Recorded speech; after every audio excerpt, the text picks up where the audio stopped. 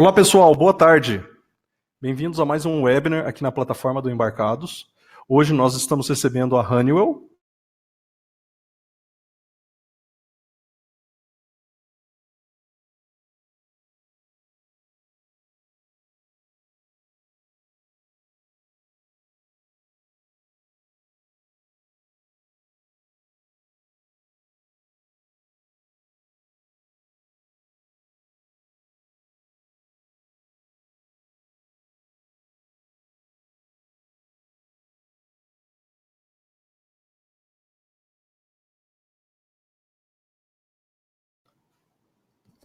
Olá pessoal, boa tarde. Vocês estão me ouvindo ok?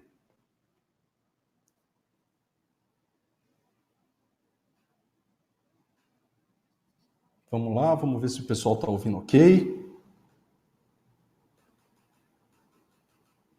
Vamos lá. Ok, pessoal está ouvindo sim. Vamos começar o webinar então. Obrigado pela presença de todos. Obrigado, bem-vindos aqui à plataforma do Embarcados de Webinars.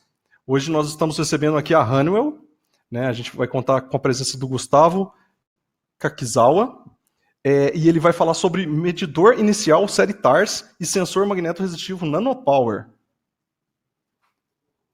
Neste webinar, o Gustavo vai introduzir a Honeywell e seus produtos, e em seguida ele vai falar as principais características e aplicações do medidor inercial da série TARS e do sensor de efeito Hall magneto-resistivo Nanopower. O Gustavo Takizawa, tem mais de 5 anos de Honeywell, sempre trabalhando com soluções e auxílio técnico sobre sensores fornecidos pela marca. Ele é formado em engenharia elétrica e tem muita experiência no setor de componentes elétricos e sensores empacotados. Eu vou chamar a sala agora para começar a apresentação. Gustavo. Olá, Gustavo, tudo bom? Liga o microfone aí. Ô, Thiago. Boa tarde, pessoal. Boa tarde, Thiago. Vamos lá. Obrigado, Fábio, pelo suporte. Pessoal, desculpa aí alguns probleminhas técnicos, mas vamos seguir aqui com a apresentação. Então, finalizando aqui na parte de posicionadores de válvulas, e aí a gente segue com sensores inerciais, que aí é um dos sensores que a gente vai falar hoje, que é o sensor da série TARS, tá bom? E aí, seguindo o portfólio, a outra linha de negócios da Honeywell é a linha de sensores eletrônicos que a gente chama de Electronic Sensing, que nada mais é do que a linha de componentes eletrônicos em si. Então, a gente tem a linha de sensores de efeito Hall, que no caso entra o Nanopower aqui, sensor magneto-resistivo, para a parte de detecção de campo magnético, e a gente segue com a linha de pressão também. Então, desde os transdutores em si, que são os sensores já encapsulados, a gente tem aqui os sensores de pressão para placas em si, né? Tanto com saída digital, saída analógica, para N aplicações, desde o mercado médico até o mercado industrial, tá? Seguindo assim, a gente tem os sensores de umidade e temperatura. Temos uma série chamada Umidicon, que é uma série de sensores de temperatura e umidade já integrados num só sensor, seguidos dos sensores de fluxo de ar, sensores de força e sensores de corrente, tá? Os sensores de corrente também utilizam a própria tecnologia de efeito Hall para fazerem a medição de corrente por questões de indução.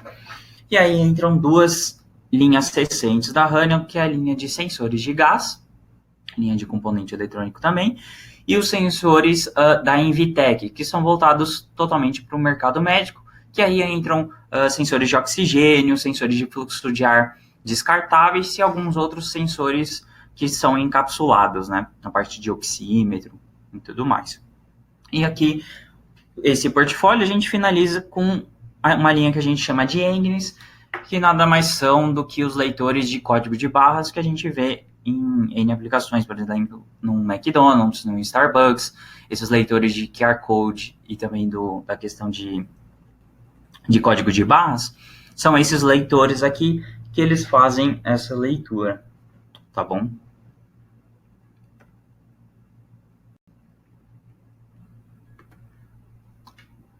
E aí, para finalizar aqui o portfólio, nós temos a linha de teste e medição, que ela é mais voltada para laboratórios em si, que aí entram transdutores de pressão, enquanto os outros sensores e transdutores das outras duas linhas de negócios são voltados para produto final ou para uma solução em si. Esses transdutores aqui, eles são mais voltados para a parte de laboratórios, monitoramento, testes e validação do equipamento final, por exemplo, né? Então, aqui entram células de carga também, transdutores de torque, acelerômetros, LVDTs, e uma linha de instrumentação, que aí são amplificadores e displays, tá? E também temos um serviço de calibração e reparo da nossa fábrica, que fica nos Estados Unidos, em Columbus, Ohio, tá bom? Então, fechando aqui o portfólio, eu vou pedir para o Fábio subir o segundo questionamento. Beleza.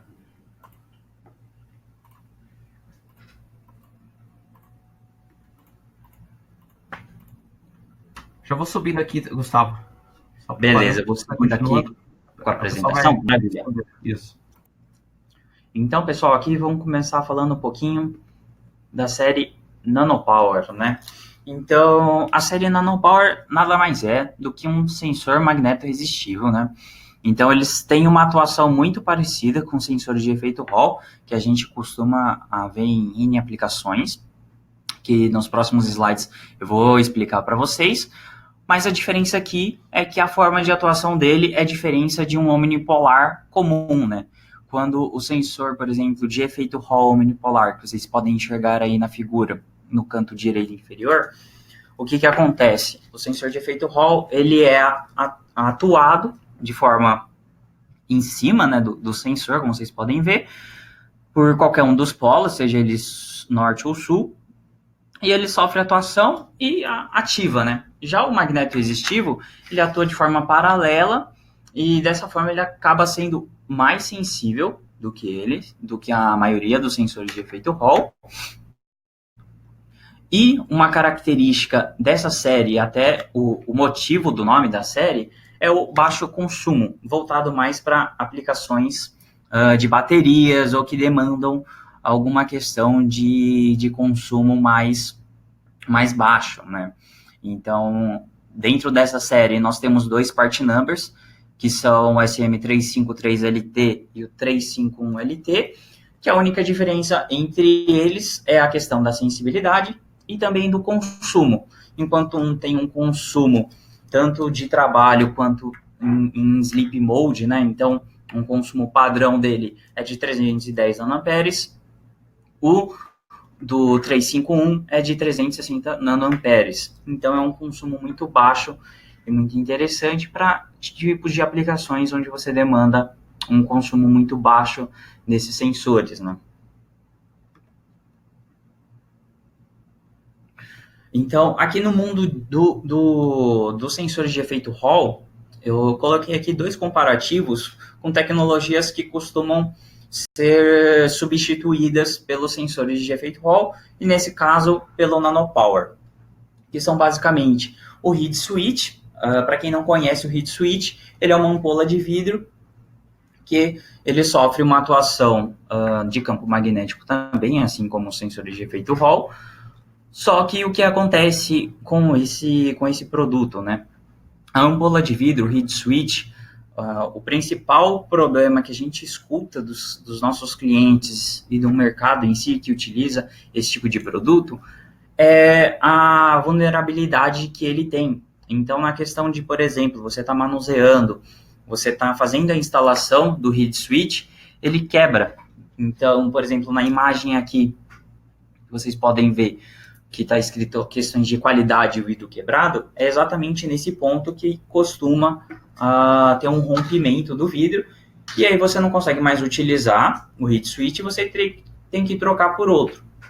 Então, um dos principais benefícios de você fazer a troca de um heat switch pelo Nanopower, nesse caso, é essa questão de manutenção dos equipamentos e também da instalação, né?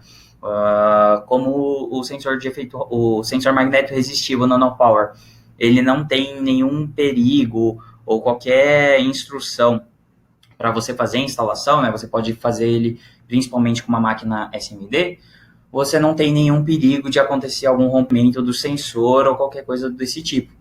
Então, essa é uma das principais vantagens de você fazer essa troca, e também que o tamanho dele, sendo SOT 23, é um tamanho muito baixo, muito interessante para essas aplicações. Então você consegue, por exemplo, diminuir o tamanho da sua placa também, a forma de atuação, e você não precisa se preocupar com um ímã, né? Porque o sensor ele já acaba tendo uma atuação interessante. Então, os dois part numbers variam de 7 Gauss até 20 Gauss de atuação, então são ultra sensíveis, e você não precisa se preocupar com o tipo de imã que você está atuando, e tampouco com o polo que você está aproximando, e ele é muito interessante nesse quesito, além da qualidade, a confiabilidade que você pode ter com essa troca, né?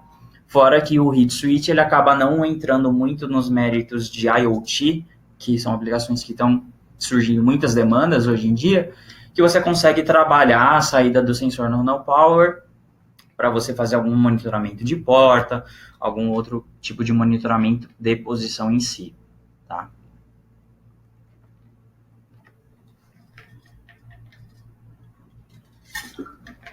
E aqui um comparativo também não muito usual, mas que vem ocorrendo de tempos em tempos, são os sensores de efeito Hall versus chaves no geral, desde microchaves até chaves um pouco mais robustas em si, que basicamente detectam o posicionamento de algum produto, seja ele, por exemplo, uma porta, alguma validação se o produto está fechado ou não, qualquer coisa desse tipo.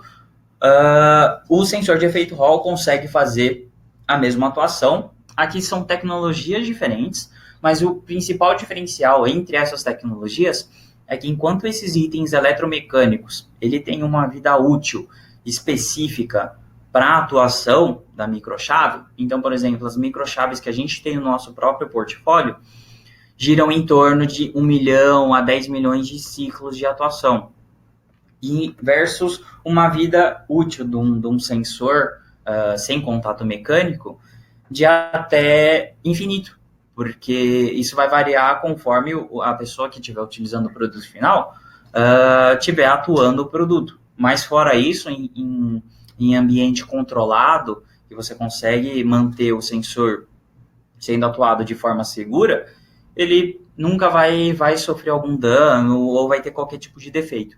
Então essa é a principal aplicabilidade de troca entre o nanopower versus uma chave, e você consegue, da mesma forma, versus o heat switch, conseguir coletar os dados do sensor de efeito Hall para você ter uma aplicação um pouco mais inteligente para fazer um monitoramento dos dados ou até um controle em si do que você tá atuando, tá bom?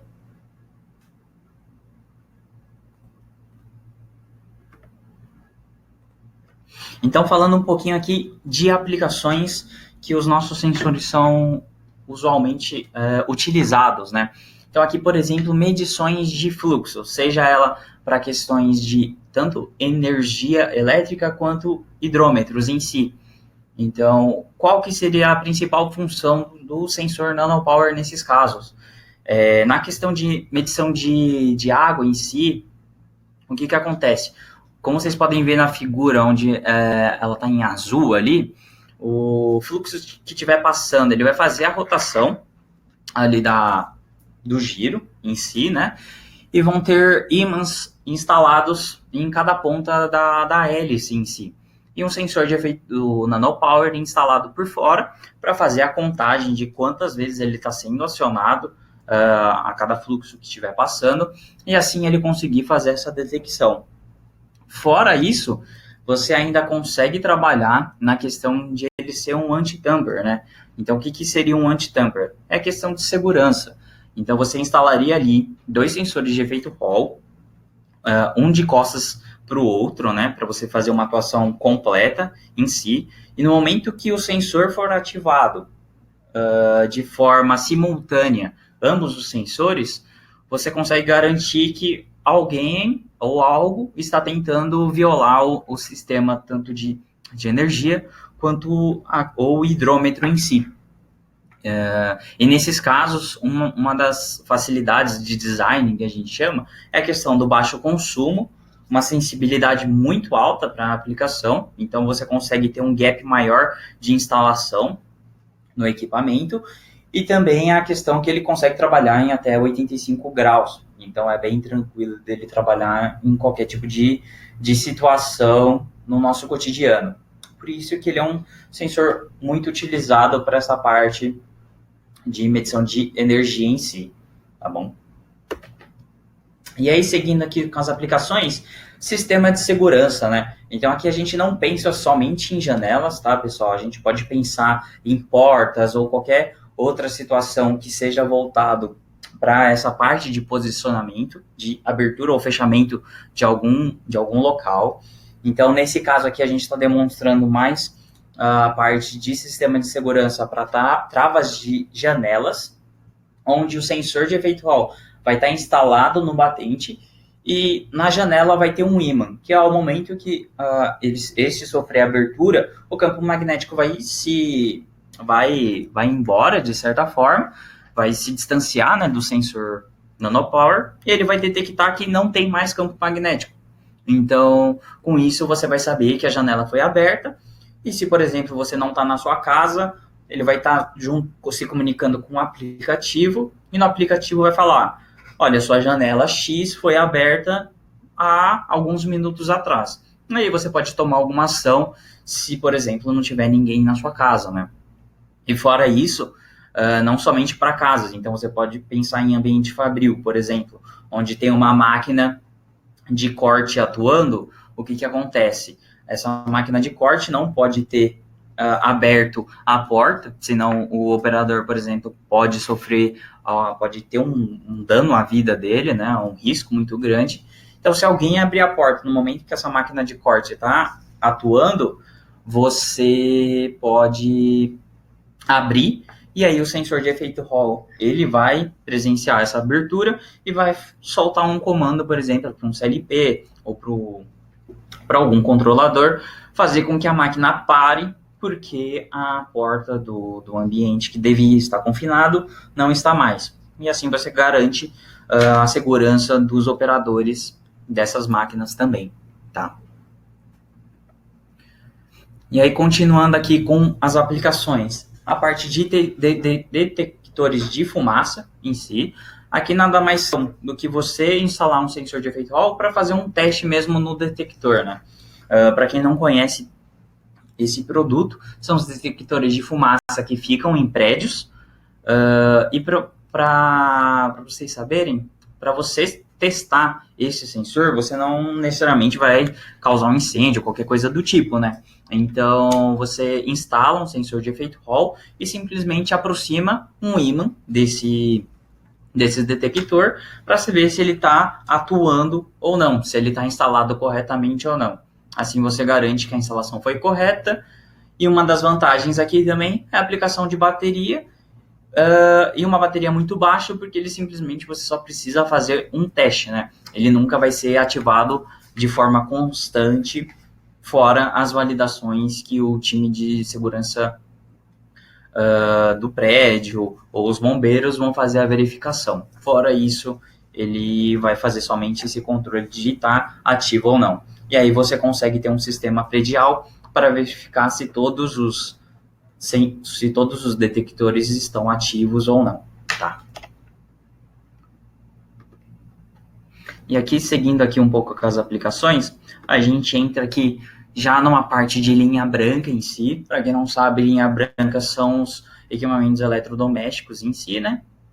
Então, aqui ele vai entrar em todas as aplicações muito parecidas com aquela questão de segurança em si, só que aqui, em vez de você, por exemplo, estiver utilizando uma chave de porta, uma microchave, você utiliza um sensor de efeito Hall, porque em questões de design, tanto para você fazer uma instalação quanto para o cliente final, né, o sensor de efeito Hall ele não vai ficar à mostra que nem as microchaves. Por exemplo, se você for na sua casa hoje, abrir sua geladeira, você vai notar que tem um pino atuando conforme você fecha a geladeira, para ele ligar ou não a luz interna da geladeira. Então, é uma substituição, conforme eu comentei lá nos primeiros slides, né, do comparativo versus as microchaves. Então, o sensor de efeito Hall faz essa validação. Por exemplo, para abrir a geladeira, você abre ela, o sensor de efeito Hall deixa de ser ativado e liga a luz. Na questão do micro-ondas, a mesma coisa. Na máquina de lavar, você garante também a segurança que se a pessoa abrir a máquina de lavar durante a operação que ela está lavando, ela vai parar de fazer a operação para não acabar molhando a pessoa ou até inundando a casa, dependendo do quanto de água estiver sendo utilizado naquele momento. E isso garante também a questão do baixo consumo do sensor, uma eficiência energética, né, que hoje está sendo muito utilizada para essas questões de classificação desses equipamentos eletrodomésticos e tendo um custo competitivo por conta de altos volumes, né? Então, aqui na linha branca, a gente pensa em volumes de 30, 40 mil peças mês. Então, é um alto consumo que você, com microchaves, acaba tendo uma manutenção muito constante desses equipamentos, coisa que com nanopower, você fazendo a troca, você não vai ter, tá bom? Então, isso garante bastante a questão da aplicabilidade do sensor de efeito Hall. Nesse caso, o nanopower.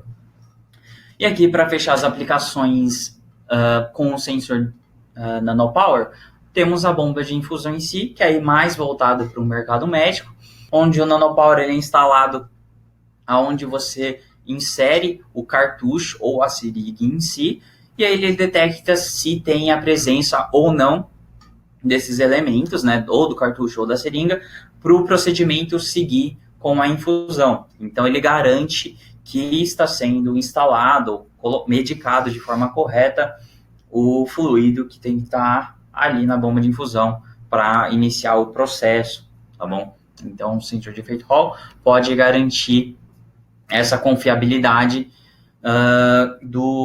da operação, tá de acordo conforme os médicos estão comunicando, né? Tá bom? Então, pessoal, essa aqui finaliza a parte do nanopower em si. Eu vou seguir aqui com o sensor inicial TARS, tá? Eu só vou pedir para o Fábio lançar a terceira e última pergunta para vocês responderem, para a gente seguir aqui com a apresentação. Beleza, lançada. Maravilha. Valeu, Fábio. Valeu. Bom, pessoal, aqui vamos falar um pouquinho aqui do TARS, então. O TARS, ele é um sensor inercial lançado pela Honeywell esse ano ainda, tá? Então, o TARS, ele tem internamente dentro dele 3 sensores, que são um giroscópio, um acelerômetro e um sensor de inclinação. E com eles, a Honeywell criou um algoritmo de fusão desses sensores para que ele fosse personalizado e configurado conforme aplicações que o cliente desejar.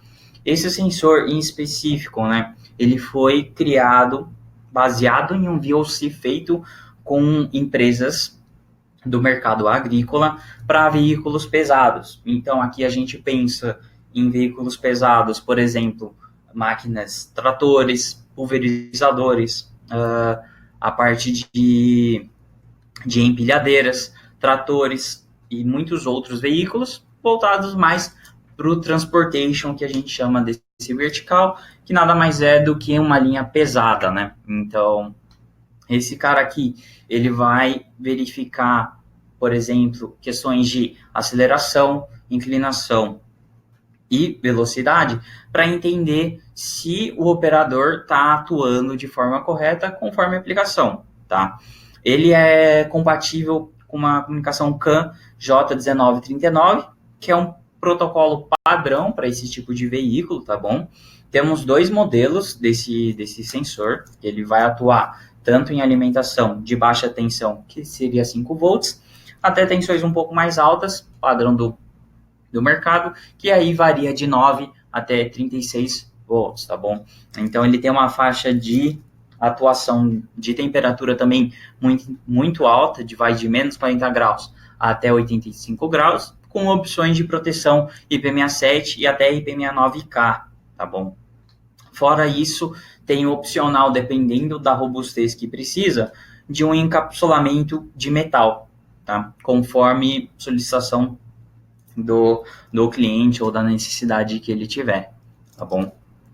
E aqui vocês podem ver que tem 3 orifícios, que nada mais são do que M8, para garantir uma robustez. Ele já foi baseado, então, nesses tipos de veículos pesados, então essa instalação já é feita para facilitar a instalação desse equipamento e também para facilitar a questão de manutenção ou qualquer coisa do tipo, que ele não necessariamente precisa ser utilizado no momento que você está fabricando o produto. Você pode, por exemplo, fazer uma atualização de uma empilhadeira, de um trator, às vezes você quer transformar o equipamento num veículo autônomo, você consegue fazer isso com o TARS, tá bom? E aqui, seguindo um pouquinho, uma breve explicação do que o sensor TARS verifica, ele basicamente está verificando os 3 eixos, né? Eixos X, Y e Z, para você entender um pouquinho o comportamento de como que esse equipamento está sendo utilizado, tá? Então, opa, não mudou aqui, pronto. Então, ele vai verificar tanto os eixos X, Y e Z para detectar, por exemplo, se o veículo está indo para frente ou para trás, se ele está subindo ou descendo, ou se ele se está movimentando de forma muito rápida para a aplicação. Tá? E só comentando também, esse sensor ele foi criado focado totalmente, em grande maioria, em aplicações de empilhadeiras, porque é um dos grandes problemas que acontece lá nos Estados Unidos, são questões de operadores não operarem da forma correta as empilhadeiras dentro de warehouses, onde você acaba causando algum dano, algum ferimento a uma pessoa em si, ou até mesmo equipamentos onde o cara acaba esbarrando, por exemplo, no galpão e acabando derrubando o galpão inteiro e causando um prejuízo enorme. Então o TARS ele veio para conseguir fazer um controle e monitoramento de tudo que está ocorrendo na planta de forma em tempo real e até mesmo para você fazer um acompanhamento de tudo que está acontecendo. Então aqui basicamente é mostrando um pouquinho como que o TARS ele é calibrado, né? Então você mantém a empilhadeira aqui no caso, na imagem, você mantém ele alinhado com o nível do solo e qualquer movimento que ele tiver, por exemplo, de subida ou descida, como a figura da direita, ele consegue identificar que os vetores que o TARS foi instalado não são os mesmos que está acontecendo na operação, e ele vai passar essa comunicação via CAN J1939 para o operador ou para a central de monitoramento verificar se ele realmente deveria estar fazendo aquele tipo de movimento, né? E através da fusão de sensores, dessa tecnologia que a Honeywell acabou criando para juntar todos os dados do sensor, ele consegue verificar não somente o vetor de gravidade, quanto também saber o ângulo e a aceleração que aquilo está ocorrendo, tá bom?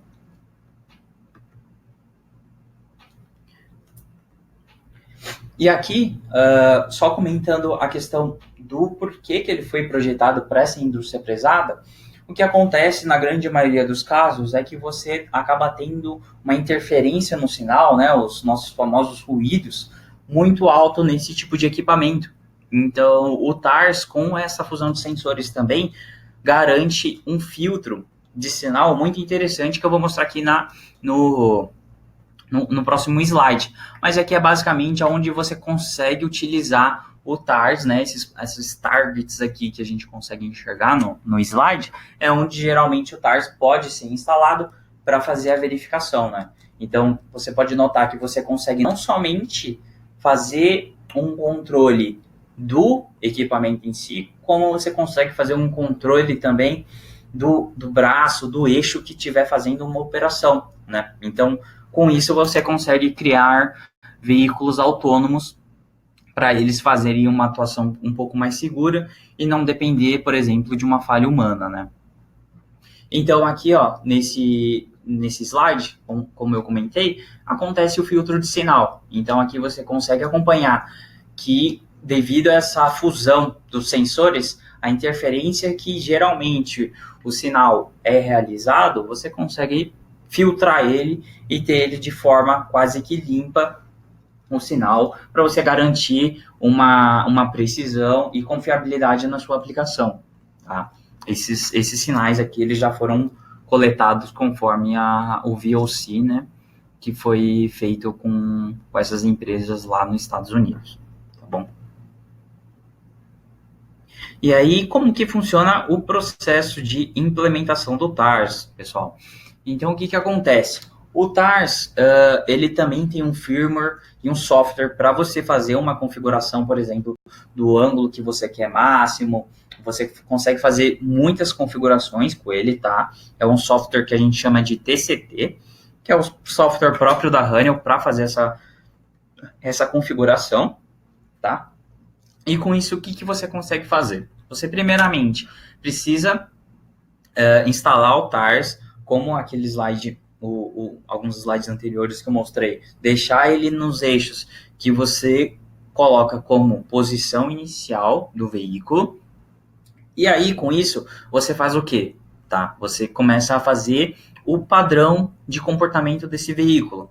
Então, você vai para a direita, vai para a esquerda, frente, para trás. Se tiver alguma subida, você também faz essa subida. E sempre na velocidade que esse equipamento deveria estar. E com isso, você repete esse padrão de 3 a 5 vezes, tá? Geralmente nas aplicações, para ele otimizar essa saída que ele está tendo. Então, ele vai entender qual que é a velocidade, aceleração e angulação padrão que esse equipamento costuma ter. E com isso, ele identifica, ok, esse é o comportamento padrão. Qualquer coisa fora disso, conforme a configuração que o cliente desejou, eu vou fazer alguma atuação. Eu vou comunicar um alerta, eu vou soltar um comando para o equipamento desligar ou frear de forma brusca naquele momento que ele sair da operação padrão. Então, você consegue fazer N configurações para que isso aconteça, né? Esse fluxo aqui, ele é uma otimização do processo. A gente tem um installation guide para mostrar exatamente como que você faz essa instalação, mas de forma bem clara e geral, é basicamente isso que você precisa fazer para instalar o TARS. E isso é um diferencial, porque você facilita com que o sensor ele consiga ser instalado, como eu comentei, não no momento de você fazer a produção do veículo. Então, se você tem uma empresa que presta um serviço, por exemplo, para um fabricante, ou para um galpão, para uma DHL, uma Amazon da vida, o que você faz? Você vê lá os serviços que você pode fornecer, e se ele tiver empilhadeira, você consegue instalar, né, o TARS nessa empilhadeira que já foi fabricada e consegue fazer essa validação. Então, isso auxilia muito nessa questão de instalação fácil e também um custo muito agressivo desse tipo de componente eletrônico, tá? Esse tipo de sensor acaba sendo muito caro no mercado e o TARS chegou para ter um custo bem agressivo e facilitar esse tipo de instalação e a aplicabilidade dele no mercado atual. E aqui, para fechar essa apresentação referente ao TARS com aplicações, basicamente é a questão de monitoramento mesmo, tá? Então, aqui você consegue identificar com o TARS, você consegue monitorar os equipamentos que estão sendo utilizados, você consegue ter um controle, uma performance da operação em si, seja da empilhadeira, do trator, do guincho, seja ele qual for o equipamento pesado que você esteja trabalhando, você consegue ter um controle e uma performance quase que perfeita do seu equipamento para garantir que ele realmente faça o que precisa ser feito, que nenhum operador acabe atuando de forma errônea e acaba prejudicando todo o processo em si, né? Você acaba tendo menos defeito de equipamento, você não precisa fazer mais manutenções, somente preventivas para garantir que o equipamento continue em atuação e, né, e você não tem nenhum tipo de dano material ao seu equipamento. E por fim, já pensando em aplicações IoT, você consegue já ter uma capacitação autônoma desse equipamento, tá? Então você já consegue trabalhar e otimizar o equipamento final para que ele seja autônomo e não precise aí sim mais de operadores, tá? Você consegue seguir com a aplicação em si, tá bom? Bom, pessoal, a apresentação é isso. Eu agradeço o tempo disponibilizado por vocês. Eu vou abrir aqui para questões que vocês tiverem, para a gente responder algumas questões. Sei que o tempo de todo mundo é muito corrido, então eu vou escolher aqui algumas perguntas em específico para responder. E as que não forem respondidas, eu vou trabalhar com o Fábio e com o Thiago para a gente responder por vocês por e-mail, tá bom? Espera aí que eu vou ler algumas perguntas. Excelente, aqui. Gustavo. Parabéns aí pela apresentação. Muito bom mesmo. Maravilha. Obrigado aí. Deixa eu ver umas perguntas aqui, galera. Eu posso ler para você as perguntas aqui, se você quiser. Pode ser, Fábio. Vamos lá, então. ler umas 3 perguntas, que aí depois o restante a gente finaliza a apresentação e eu respondo posteriormente por e-mail para eles. Lá no começo, o Daniel perguntou até que frequência os sensores conseguem efetuar a medição. Acho que estava em relação ao sensor Hall, né? Tá. Referente ao sensor de efeito Hall, ele consegue fazer uma medição até 2 kHz no geral, tá? Como esse sensor, ele é um sensor de posição, basicamente, ele não é um sensor linear, por exemplo, ele atua de forma on-off.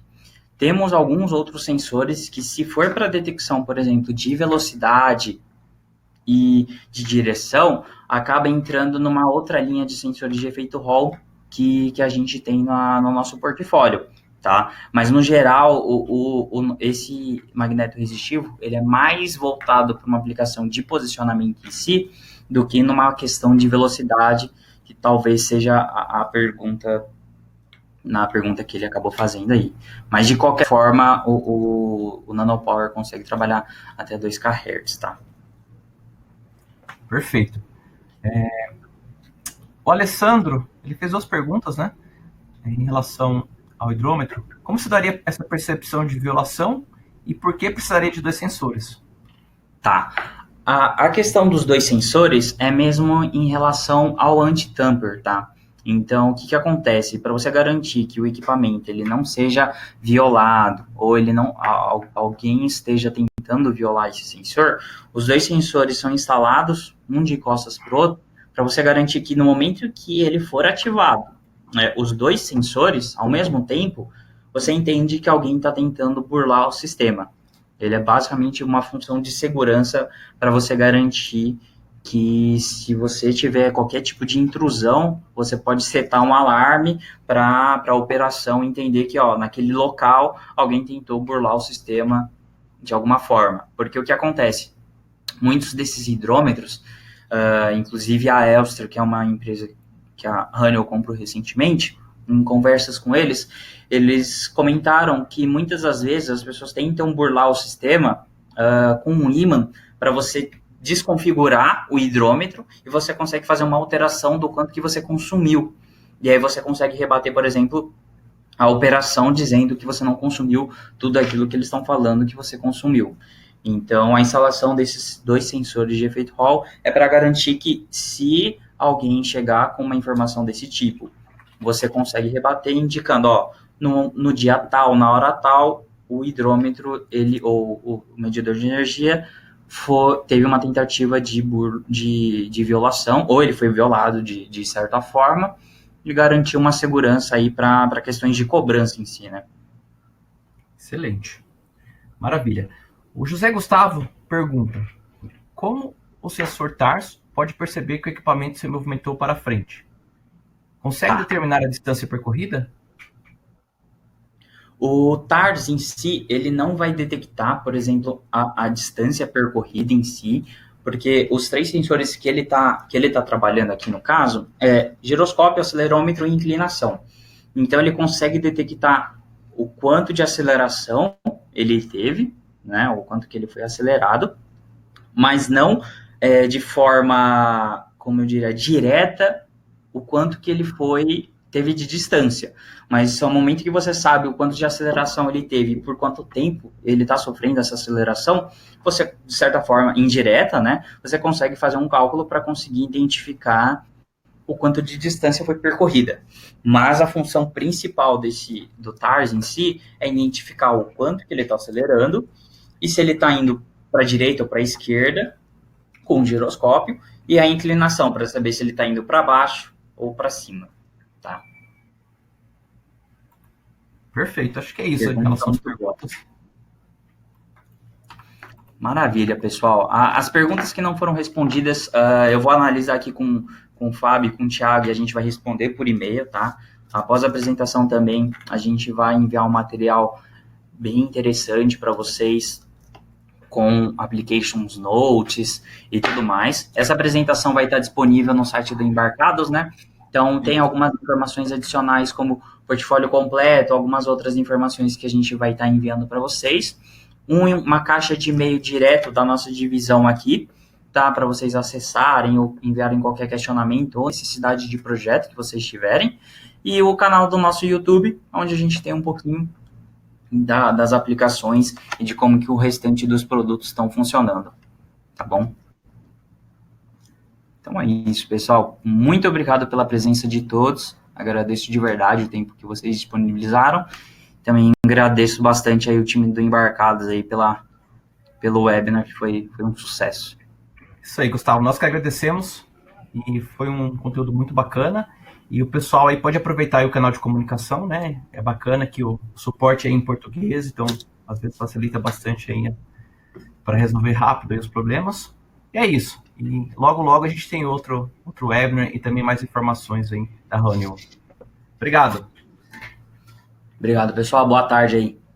Um abraço.